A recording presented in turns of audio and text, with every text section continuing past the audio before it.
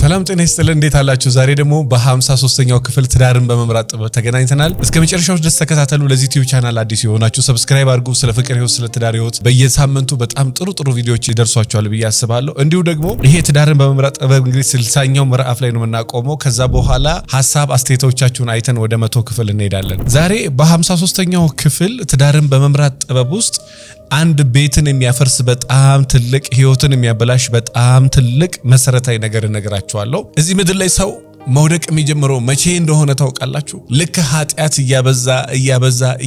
እያበዛ ሲመጣ ሰው ልጅ እንደዚህ ወደ ላይ ወደ ሰማይ ቀጥ ብሎ እንዳላደገ እንደዚህ ወደ ታች ማሽቆልቆል ይጀምራል። እንግዲህ በጣም በሚገርም ታላላቅ የሆነ ትዳር ያላቸው በጣም ሰው ሁሉ በውጪ የሚያያቸው አሪያ ናቸው፣ ምሳሌ ናቸው፣ በጣም የሚገርሙ ናቸው የሚላቸው ባልና ሚስቶች ሚስትየዋ እንግዲህ ኃጢአትን የሚቆጣጠር የእግዚአብሔር ስራ ቢሆንም እንኳን እኛ እንደ ሰዎች ግን እንደ ሞያ ግን ብዙ ጊዜ ምን ይመጣብናል ወይ ደግሞ መንፈሳዊ ነገር ምን እንደሚያክሰው አንድ ነገር ልክስ ነገራችሁ በትዳር ውስጥም ያለ ትዳርም በየትኛውም ቦታ ላይ ሰው ልጅ መቼ መውደቅ ይጀምራል? ኃጢአት እያበዛ ሲመጣ መውደቅ ይጀምራል። በባልና በሚስት መካከል ደግሞ አንዱ አለመግባባት ከሚፈጥር ነገር አንዱ የአንዱ መንፈስ ጤናማ ሳይሆን ሲቀር እሷ እግዚአብሔርን የምታምን እግዚአብሔርን የምትከተል መልካም በጎ ሴት ትሆንና ባልየው መጠጡን ይጨምረዋል፣ ቺቲንጉን ይቀጥለዋል፣ ስድቡን ይቀጥለዋል፣ መደበቁን ይቀጥለዋል፣ ኃይለኝነቱን ይቀጥለዋል፣ ምናልባት ሴቶች ላይ ግፍ መስራቱን ይቀጥለዋል። እሷን በዚህ በኩል ሰራተኛ መበደሉን፣ ኃይለኝነቱን፣ መናገሩን፣ መቆጣቱን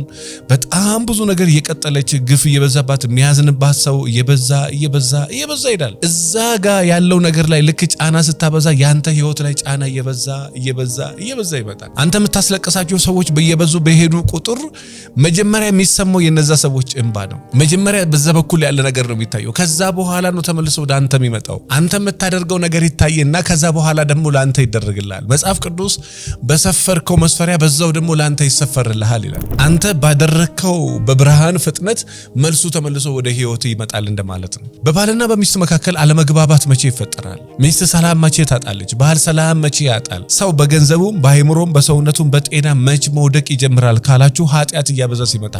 የታመመ ሁሉ ግን ኃጢአተኛ ነው ማለት አይደለም። አንዳንድ ጊዜ ፈተና ለበጎ ነው። አንዳንድ ጊዜ ለበጎ ትቸገራል። አንዳንድ ጊዜ ለበጎ ልጅ ታጣል። አንዳንድ ጊዜ ለበጎ ሚስት ታጣል። አንዳንድ ጊዜ የምትፈተንባቸው ነገሮች ለበጎዎች ናቸው። አንዳንድ ጊዜ በህይወት የሚገጥሙ ነገሮች ለበጎዎች ናቸው። ነገር ግን በባልና በሚስት መካከል ሰው ልጅ ከእግዚአብሔር ጋር ያለውን ነገር እያላላ ሐሳቡን ከእግዚአብሔር እያራቀ በመጣ ቁጥር እሱ ሐሳቡ ከሚስቱ እየራቀ ሚስቱ ሐሳቡ ከሷ እየራቀ ይመጣል። ምክንያቱም በምድር ያሉ ሰዎች ዓለም ከተፈጠረ እስከ ዛሬ ድረስ ለአንዱ ሁሉን ለፈጠረ ብሎ ለሚያምኑት ለእግዚአብሔር ለአንዱ ሁሉ ለፈጠረ ለእግዚአብሔር እየታመኑ በሄዱ ቁጥር ምድር ላይ ያላዘዙት ነገር የለም። ፀሐይ እስከማቆም ድረስ ዝናብ አይዘንብም ብሎ እስከማዘዝ ድረስ በሰማይም በምድርም ስልጣን ተሰጣቸው ንጹሃን ቅዱሳን ልዮች ፈጣሪያቸውን የሚመስሉ ስለሆኑ ይሄ የመባረክ ህይወት ይሄ ነው። በሐሳብም በስሜትም በአይምሮም በሰውነትም በልማድም በባህሪም በእያንዳንዷ ነገር እግዚአብሔርን እየመሰሉ ሲሄዱ እንኳን ማይነር የሆነው ትዳር ቀርቶ በጣም ትንሽ የሚባለው ትዳር ቀርቶ ትልቅ የሚባለው ለሰው አይምሮ በጣም የሚከብደው ፀሐይ እስከማቆም ድረስ እንግዲህ ዝናብ እስካለመዝነብ ድረስ እንግዲህ በቃ ለነገራችሁ ከማልችላችሁ በጣም የሚያስደነጋግጡ ነገሮች እዚህ ምድር ላይ ተፈጥረው ያውቃሉ። በምን ሰበብ? ሰዎቹ ንጹሃን ቅዱሳን ልዮች ሐሳባቸው ከእግዚአብሔር ጋር የሆነ ሐሳብ ከልቡ እግዚአብሔርን የሚወድ ከሚስቱ ጋር ይጣላል። ለባልንጀራው እንኳን ጠላቱን እንኳን ለመውደድ እየጣረ ወዳጁ ሚስቱን ይጠላታል። ከልቧ እግዚአብሔርን ትፈራና እግዚአብሔርን የምትወድ ሴት አካሏን ስጋዋን ባለቤቷን ትጠላለች። ባዳውን ውደድ ጠላትህን ውደድ ተብሎ የተነገረለት እግዚአብሔርን የሚፈራ ሰው የእውነት እንደው እውነት ነው እሱ ሰውዬ ሚስቱን ያሳዝናታል? በታሪክ የማይሆን የማይደረግ ነው። ስለዚህ በባልና በሚስት መካከል ባል ሐሳቡን ከእግዚአብሔር ያራቀ ልክ ሲመጣ ሚስት ሐሳቧን ከእግዚአብሔር ጋር ያራቀ ስትመጣ የእውነት ይሄንን ፈትኑት። ሐሳብህን ወደ እግዚአብሔር መለስ አድርግና ከእግዚአብሔር ጋር ታረቅና ትዳርህን ይው። መንፈሳዊ ህይወት ላይ ጠንካራ ሁንና ትዳርህን ይው። መንፈሳዊ ህይወትሽ ላይ በጣም ጎበዝ ሁኝና ህይወትሽን ይው። ካልሆነ ደግሞ አልኳችሁ ዛሬ ክለብ ነገ እንትን ዛሬ ዚጋ ነገ ዛጋ ዛሬ ኃጢአት ነገ ኃጢአት ተነጎዳ ዝሙት፣ ከዛ ቺት ማድረግ፣ ከዛ ንብረት መደበቅ፣ ከዛ በኋላ መጥፎ መሆን፣ ኃይለኛ መሆን፣ ያንን ሰው መናገር፣ መሳደብ፣ አይምሮን መንካት፣ ሚስትን ማስለቀስ፣ ባልን ማስለቀስ። ቀጥይበትና እስኪ እመኝኝ አልኩሽ በጣም ምስቅልቅል ያለ ነገር ቤት ውስጥ እየበዛ ይመጣል። በጣም ምስቅልቅል ያለ። ይሄንን ለምንድን ነው የምላችሁ? በጣም ብዙ ከስተመሮቼ ይመጡና እኔና ባለቤቴ አሁን ሰዎች አይደል ክለብ ነው የምናድረው፣ ልጅ እንዳለው ሰው አይደለም እየኖርን ያለነው። እኔም በጣም ኃጢአት አብዝቻለሁ፣ ባለቤቴም ኃጢአት አብዝቷል።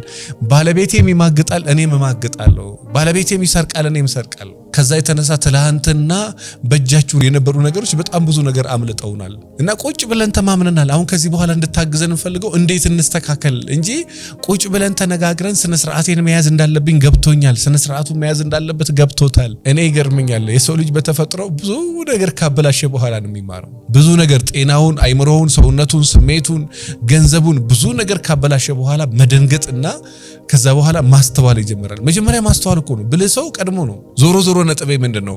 በባልና በሚስት መካከል ሰው ኃጢአት እያበዛ ልክ ሲመጣ፣ ሚስት ኃጢአት እያበዛች ሲመጣ ትዳሩ እየፈረሰ ይመጣል።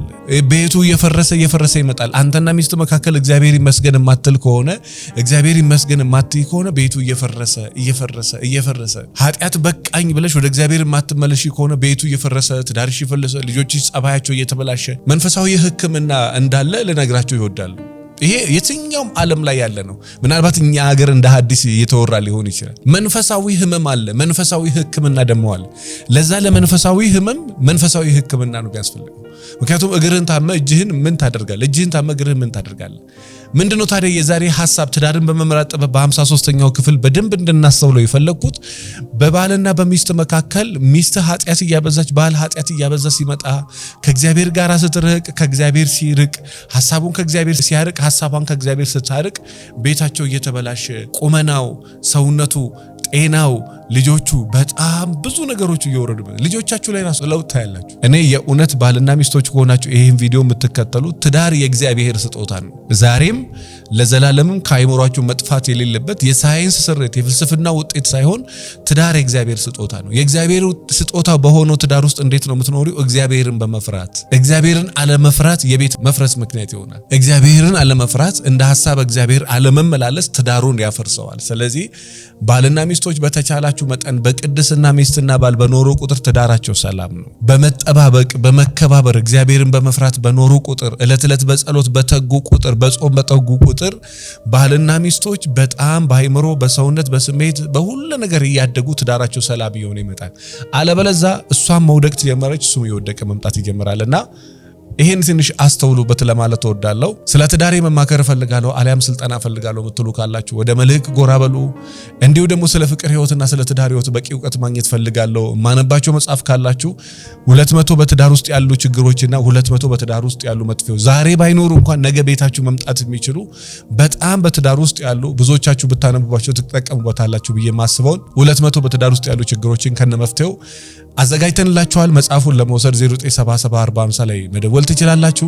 ዘውትር ማክሰኞ ከ12 ሰዓት እስከ 2 ሰዓት ነፃ ስልጠና አለ። በጣም አመሰግናለሁ። 09774050 ላይ ደውሉ። አመሰግናለሁ።